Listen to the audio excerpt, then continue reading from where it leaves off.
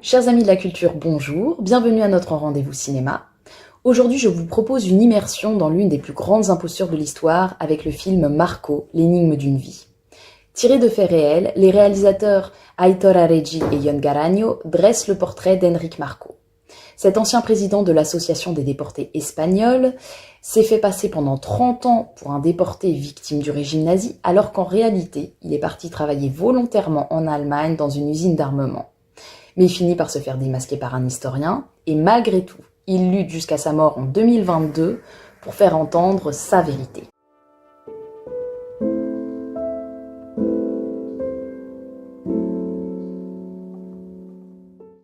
Dans un premier temps, je vous propose de découvrir comment Marco prend le contrôle de son auditoire. Grâce à son humour, ses cadeaux et aussi souvent grâce à la flatterie, il parvient à charmer son public. Il dramatise, il enjolive et il se met en scène. D'ailleurs, c'est flagrant dans une scène où une enseignante le présente à ses élèves. Lui, il reste derrière la porte et il attend comme un acteur qui est en train de préparer son entrée en scène. Il la laisse terminer sa phrase. C'est une chance que de pouvoir rencontrer un homme qui a vécu la déportation dans sa chair. Et lui, il entre absolument sûr de lui, le regard déterminé.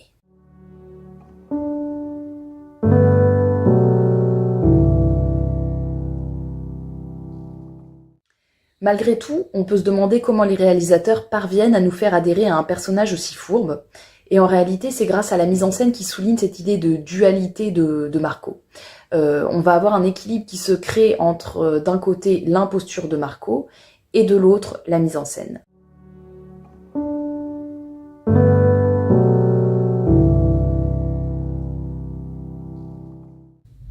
Donc c'est grâce à un jeu de reflets dans des vitres ou des miroirs que les réalisateurs mettent en scène le double cinématographique de Marco. Et ce double, il nous accompagne tout au long du film. On le voit par exemple dans des lieux publics, dans les locaux de l'association, dans des vitrines, chez lui, dans son salon, dans son entrée, dans sa salle de bain. Et c'est d'ailleurs dans cette pièce qu'il reçoit le premier appel de Bermejo, l'historien qui va réussir à lever le voile sur tous ses mensonges.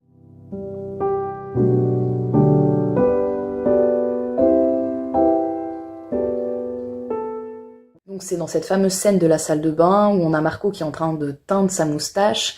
Il est filmé de dos en amorce et on voit son reflet net qui s'affiche dans 2 miroirs. Et c'est ça qui nous montre les multiples facettes de Marco. On a le Marco réel, le Marco qui est idéalisé par le public, et le troisième Marco qui est un peu plus ambigu, c'est celui qui est révélé par le film.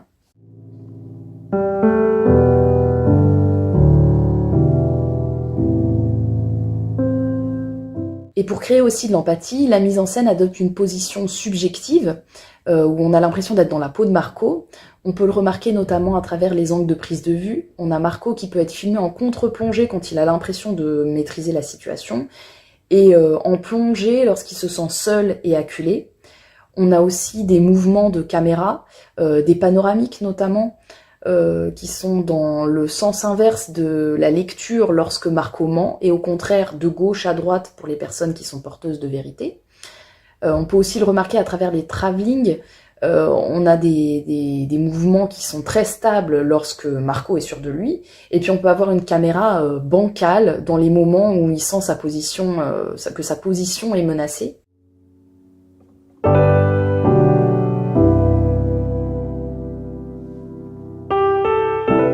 Mais on a aussi la musique qui joue un rôle primordial dans la fabrique du mensonge. On l'entend dès la première séquence, au moment où le clap claque et le réalisateur dit « action ». Ça nous montre qu'on est en train de rentrer dans le mensonge et la fiction. Et d'ailleurs, cette musique, elle accompagne Marco tout au long de la création de son histoire, et elle s'arrête brusquement au moment où il est obligé d'avouer la vérité.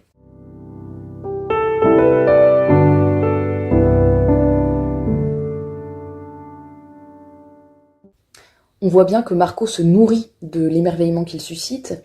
D'ailleurs, il le répète à plusieurs reprises. Il n'a jamais menti par intérêt. Ses mensonges ne lui ont jamais rapporté un seul centime. S'il le fait, c'est vraiment par besoin de nourrir son ego. D'ailleurs, dans une scène avec sa première femme, où lui il se décrit comme un combattant, elle lui répond qu'il n'est qu'un fantôme.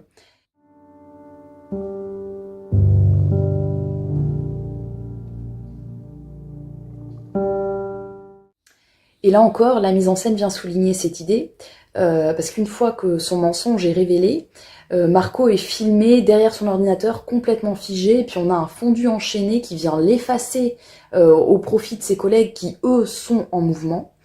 Et d'ailleurs aussi après on a une scène où il se retrouve dans un ascenseur qui descend pour se rendre dans le restaurant où il va être obligé d'avouer, et les parois métalliques de l'ascenseur reflètent son image, mais cette fois qui est complètement déformée. En fait on a son histoire, enfin son image et son histoire qui sont en train de s'effacer.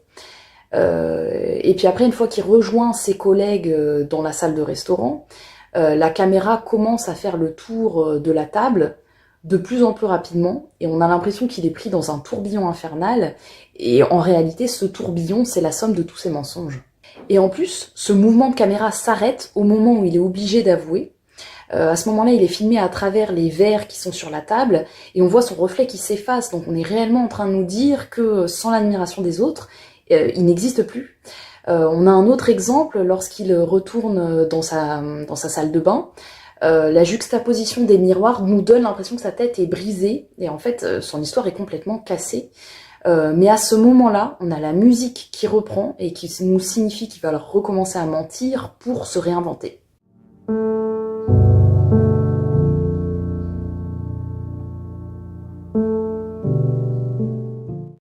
Donc tout ça, ça nous montre qu'il est complètement incapable de demander pardon et d'évoluer. On voit le regard des autres qui est en train de se transformer en rejet ou en pitié, et ça lui fait absolument ni chaud ni froid. La seule chose qui compte pour lui, c'est de ne pas tomber dans l'oubli. Il continue de collectionner les articles de journaux qu'il mentionne, il en va même jusqu'à demander à l'historien qui a révélé tous ses mensonges d'écrire un livre sur lui. On voit que tout ce qui compte pour lui, c'est que les gens continuent de s'intéresser à lui. Du coup, il multiplie les plateaux télévisés, et lors de l'un d'eux, il posera cette question, qui a le plus menti sur Enric Marco? Enric Marco ou les autres? Voilà, c'est tout pour aujourd'hui. Si cette vidéo vous a plu, n'hésitez pas à liker, partager, laisser des commentaires pour nous donner votre vision de Marco, et abonnez-vous à la chaîne pour ne rien manquer de notre actualité culturelle.